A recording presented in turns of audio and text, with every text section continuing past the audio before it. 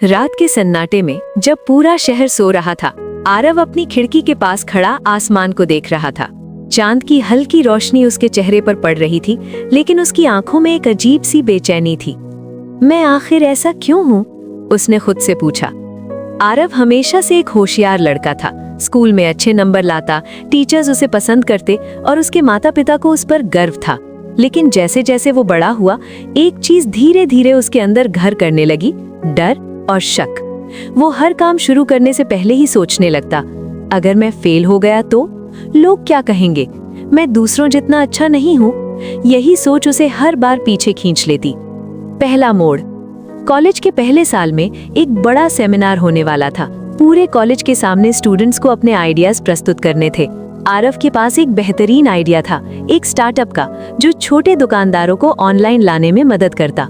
उसके दोस्त कबीर ने कहा, भाई तू ये आइडिया प्रेजेंट कर तो जीत जाएगा। लेकिन आरव के अंदर वही आवाज गूंजने लगी, तू नहीं कर पाएगा। आखिरकार उसने अपना नाम वापस ले लिया। सेमिनार के दिन उसने देखा कि एक दूसरा लड़का उसी जैसे आइडिया को प्रेजेंट कर रहा है।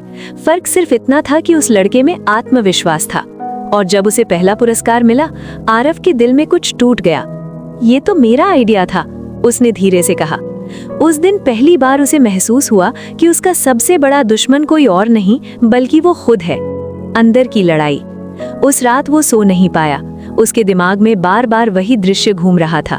अगर मैंने कोशिश की होती तो, अगर मैं डरता नहीं तो।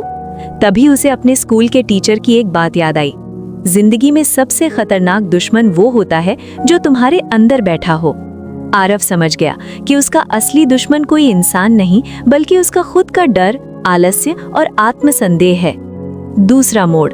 अगले दिन उसने एक फैसला लिया, अब मैं खुद से लड़ूंगा।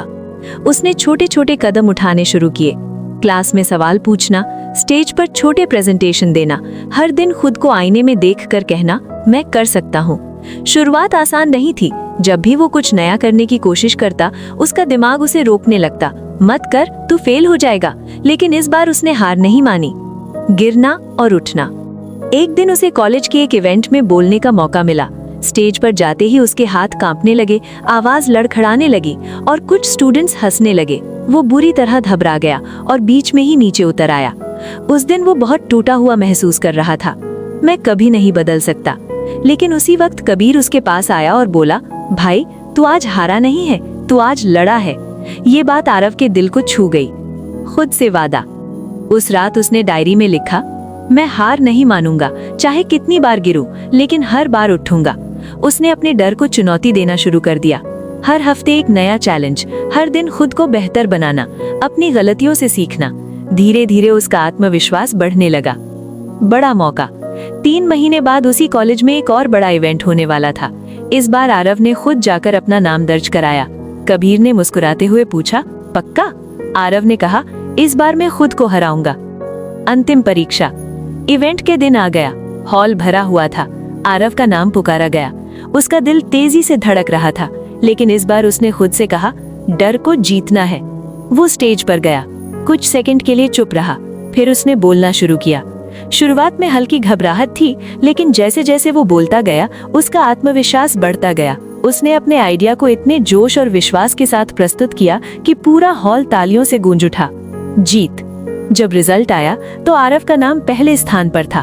उसकी आंखों में आंसू थे, खुशी के, लेकिन इस बार उसे किसी और पर नहीं, खुद पर गर्व था। असली जीत। कबीर ने उसे गले लगाते हुए कहा, तू जीत गया भाई। आरव मुस्कुराया और बोला, नहीं, मैं किसी और से नहीं जीता, मैं अपने सबसे बड़े दुश्मन से जीता हूँ, खुद से। सीख। जिंदगी में सबसे खतरनाक दुश्मन कोई बाहरी इंसान नहीं होता है, वो होता है हमारा डर, हमारी नकारात्मक सोच, हमारा आत्मसंदेह। जब तक हम खुद को नहीं जीतते, हम दुनिया में कुछ भी नहीं जीत सकते। लेकिन जिस दिन हम अपने अंदर के डर को हरा देते हैं, उस दिन कोई भी हमें नहीं रोक सकता। अंतिम संदेश। अगर तुम भी अपने सपनों से पीछे हट रहे हो, अगर तुम भी खुद को कम समझते हो, तो याद रखो, तुम्हारा सबसे बड़ा दुश्मन कोई और नहीं, तुम खुद हो। और जब तुम खुद से लड़ना सीख जाओगे, तो जीत तुम्हारी ही होगी।